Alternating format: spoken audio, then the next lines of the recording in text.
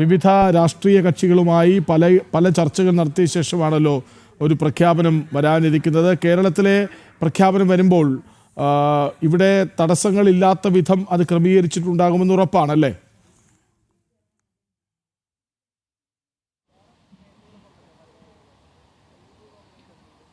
കൃഷ്ണരാജ്, ഇന്ന് രാവിലെയും election commission പ്രത്യേക യോഗം ചേർന്നിരുന്നു. ഉന്നത ഉദ്യോഗസ്ഥരുടെ യോഗമായിരുന്നു ചേരുന്നത്. അതിനുശേഷമാണ് ഇന്നിപ്പോൾ വൈകുന്നേരം 4 മണിക്ക് വാർത്താ സമ്മേളനം നടത്തുവാൻ വേണ്ടി ഇലക്ഷൻ കമ്മീഷൻ തീരുമാനിച്ചത്. ഞാനിപ്പോൾ നിൽക്കുന്ന വിജ്ഞാൻ ഭവനുള്ളിലാണ് ഈ വാർത്താ സമ്മേളനം നടക്കുക.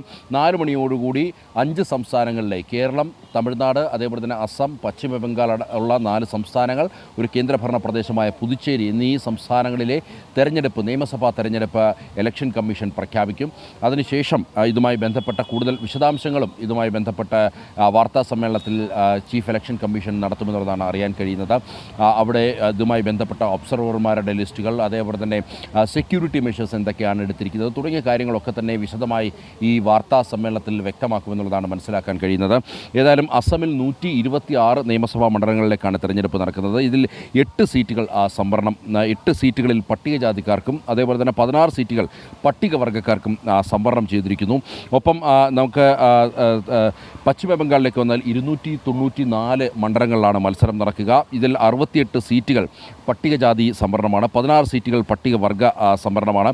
തമിഴ്നാട്ടിലേക്ക് വന്നാൽ 234 മണ്ഡലങ്ങളിലാണ് തെരഞ്ഞെടുപ്പ് നടക്കുന്നത്. 44 സീറ്റുകൾ ഇതിൽ പട്ടികജാതി റിസർവേഷനാണ്. പട്ടികവർഗം 2 സീറ്റുകൾ റിസർവ് ചെയ്തിരിക്കുന്നുണ്ട്. കേരളത്തിൽ 140 മണ്ഡലങ്ങളിൽ തെരഞ്ഞെടുപ്പ് നടക്കുമ്പോൾ 14 പട്ടികജാതി സീറ്റുകളും 2 പട്ടികവർഗ സീറ്റുകളും സംവരണം നൽകിയിട്ടുണ്ട്. പുതുച്ചേരിയിൽ മുഴുവൻ 30 മണ്ഡലങ്ങളിലേക്കാണ് തെരഞ്ഞെടുപ്പ് നടക്കുന്നത്. ഇങ്ങനെ ഓരോ മണ്ഡലങ്ങളിലും ഓരോ സംസ്ഥാനങ്ങളിലും തെരഞ്ഞെടുപ്പ് നടത്തുവാൻ വേണ്ടിയുള്ള മുന്നൊരുക്കങ്ങൾ നേരത്തെ തന്നെ ഏതാണ്ട് കഴിഞ്ഞ ഒരു വർഷക്കാലമായി ഇതുമായി ബന്ധപ്പെട്ട ഒരുക്കങ്ങളിലായിരുന്നു കേന്ദ്ര തെരഞ്ഞെടുപ്പ് കമ്മീഷൻ എന്ന് വേണം വിലയിരുത്താൻ. പലകുറി ഓരോ സംസ്ഥാനങ്ങളിലെയും ഉന്നത ഉദ്യോഗസ്ഥരുടെ യോഗം വിളിച്ചു, സംസ്ഥാന തെരഞ്ഞെടുപ്പ് കമ്മീഷൻ്റെ യോഗം വിളിച്ചു, ഒപ്പം തന്നെ ഇതുമായി ബന്ധപ്പെട്ട് പോലീസ് ഉദ്യോഗസ്ഥരുടെ യോഗം വിളിച്ചു, കൂടാതെ സെൻട്രൽ ഫോഴ്സുകൾ, കേന്ദ്ര സേനകളുടെ യോഗം വിളിച്ചു. അങ്ങനെ പലവിധ യോഗങ്ങൾക്ക് ശേഷമാണ് ഇന്നിപ്പോൾ തെരഞ്ഞെടുപ്പ് പ്രഖ്യാപിക്കാൻ പോകുന്നത്. ഏതാണ്ട് അരമണിക്കൂർ കൂടി മാത്രമാണ് ഈ തെരഞ്ഞെടുപ്പ് പ്രഖ്യാപനത്തിൻ്റെ വാർത്താ സമ്മേളനത്തിലേക്ക് കടക്കാൻ. ഏതാണ്ട് 1 മണിക്കൂർ മുതൽ 1.5 മണിക്കൂർ വരെ ഈ വാർത്താ സമ്മേളനം നീളുമെന്നുള്ളതാണ് അറിയാൻ കഴിയുന്നത്. ആദ്യഘട്ടത്തിൽ ഇതുമായി ബന്ധപ്പെട്ട ഒരുക്കങ്ങളാകും കേന്ദ്ര തെരഞ്ഞെടുപ്പ് കമ്മീഷൻ വ്യക്തമാക്കുക. ഓരോ സംസ്ഥാനങ്ങളിലും നടത്തിയ ഒരുക്കങ്ങൾ, നടത്തിയ പ്രക്രിയകളെല്ലാം തന്നെ തെരഞ്ഞെടുപ്പ് കമ്മീഷൻ വ്യക്തമാക്കും. അതിനുശേഷം ഓരോ സംസ്ഥാനങ്ങളിലും എന്നാണ് തെരഞ്ഞെടുപ്പ് നടക്കുക, എന്നാണ് വോട്ടെണ്ണൽ നടക്കുക തുടങ്ങിയ കാര്യങ്ങൾ കേന്ദ്ര തെരഞ്ഞെടുപ്പ് കമ്മീഷൻ വിശദമാക്കും. ആ വാർത്താ സമ്മേളനത്തിലേക്ക് രാജ്യം മുഴുവൻ കാതോർത്തിരിക്കുകയാണ്. പ്രത്യേകിച്ച് 5 സംസ്ഥാനങ്ങൾ, കേരളമടക്കമുള്ള 5 സംസ്ഥാനങ്ങളാണ് തെരഞ്ഞെടുപ്പ് നടക്കുക. ഇതിൽ വലിയ രാഷ്ട്രീയപരമായി BJP ഉറ്റുനോക്കുന്ന സംസ്ഥാനങ്ങളാണ് കേരളം, അതേപോലെ തന്നെ തമിഴ്നാടും ഒപ്പം തന്നെ പശ്ചിമ ബംഗാൾ എന്നുള്ളത്. പശ്ചിമ ബംഗാളിൽ ഏത് വിധേനയും ഭരണം പിടിച്ചെടുക്കുവാൻ വേണ്ടി BJP ശ്രമിക്കുന്നു എന്നുള്ളതാണ്.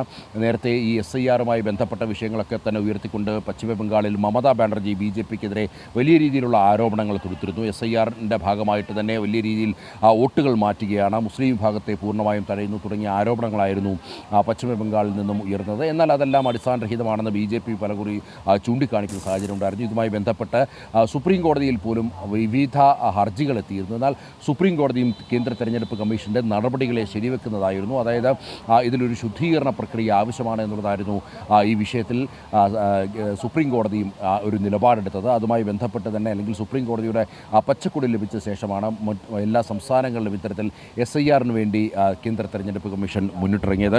ഏതായാലും ഇത്തരത്തിൽ വലിയ ഒരു പ്രതീക്ഷയിൽ BJP നിൽക്കുമ്പോൾ അസമിലടക്കം ഭരണമാറ്റം ഉണ്ടാകുമെന്നുള്ള പ്രതീക്ഷയിലാണ് കോൺഗ്രസ്.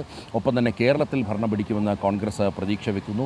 ഇങ്ങനെ തമിഴ്നാട്ടിൽ കോൺഗ്രസിന് വലിയ മുന്നേറ്റമുണ്ടാക്കുമെന്നും അവർ പ്രതീക്ഷ വെക്കുന്നു. അതേസമയം BJP ആകട്ടെ കേരളത്തിലും തമിഴ്നാട്ടിലും അതേപോലെ തന്നെ പശ്ചിമ ബംഗാളിലും ഒരേപോലെ വലിയ രീതിയിലുള്ള നേട്ടം കൈവരിക്കുമെന്നുള്ള ഒരു വിലയിരുത്തലാണ് ഇപ്പോൾ ഉണ്ടായിരിക്കുന്നത്. നമുക്ക് ഈ കക്ഷി നിലയിലേക്ക് ഒന്ന് പരിശോധിച്ചാൽ പശ്ചിമ ബംഗാളിൽ ആകെ 225 മണ്ഡലങ്ങളാണ്. 223 സീറ്റുകൾ തൃണമൂൽ കോൺഗ്രസിനുണ്ട്.